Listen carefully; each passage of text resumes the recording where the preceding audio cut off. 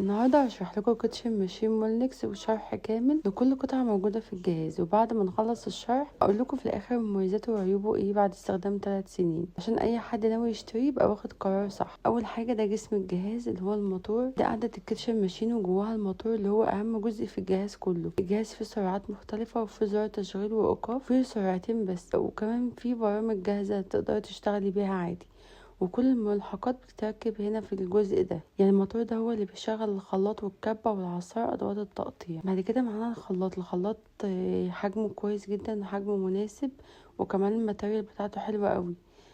تعملي فيه عصاير، تعملي فيه شوربة، تضربي فيه الفواكه، تعملي فيه اي مشروبات انت عايزاها. وكمان السكينة بتاعته حادة جدا ومعاه غطا حلو قوي محكم.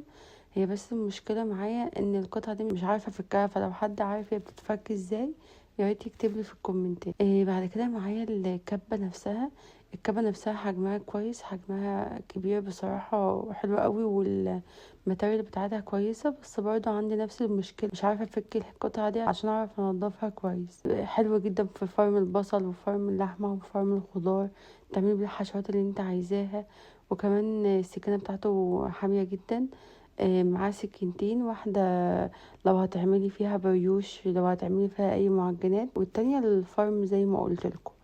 ودي شفرات التقطيع او البشر. الاسطوانات المعدنية دي هي شفرات التقطيع. في قطعة بتعمل شرايح، بطاطس شرايح او خيار شرايح او اي حاجة انتوا عايزينها. وكمان معانا بشر ناعم او بشر خشن، استخدموها بقى زي ما انتوا عايزين، بطاطس، جزر، كوسة، جبن حتى. بعد كده عصارة الموالح اللي عايزة اقول لكم دي احسن حاجة عجبتني في الملحقات بصراحة. القطعة دي بتتركب فوق العصارة زي ما انتوا شايفين كده. ممكن بقى تعصري فيها البرتقال او الليمون. بعد كده ادوات الخلط والعجن. الجهاز بيجي معاه مضرب بيض واداة الخلط واداة العجن. عايزه اقول لكم حلوه قوي في الكريم شانتيه، بتطلع لنا قوام حلو قوي بالظبط كأن عندك عجانه. وبيجي معاه كمان مطحنتين صغيرين، واحده للتوابل والبهارات، وواحده تانية لو هتفرمي مثلا بطاطساية صغيرة او بصلاية صغيرة.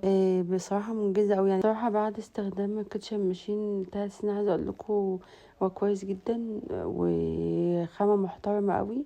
هي بس المشكلة انا بحس ان صوت الموتور عالي قوي. هي دي بس المشكلة اللي عندي، وكمان ان انا مش عارفة افك القطع عشان انضفه كويس. انما بصراحة جهاز حلو قوي قوي قوي، خامته كويسة. انا بستخدمه على طول. عايزه اقول لكم ان انا ساعات كمان يعني دايما بعجن فيه عادي، لو بس تبقى عجينه صغيره يعني مش تكتر قوي على الموتور. مثلا عجينه بريوش مثلا بكوبايه دقيق. ساعات بعمل بيه مثلا عجينه التورتيلا. جربوه، بس اهم حاجه ان انتوا تحاولوا تنضفوه اول باول. واي سؤال عن اي قطعه معينه سيبهولي في الكومنتات وانا هرد عليكم.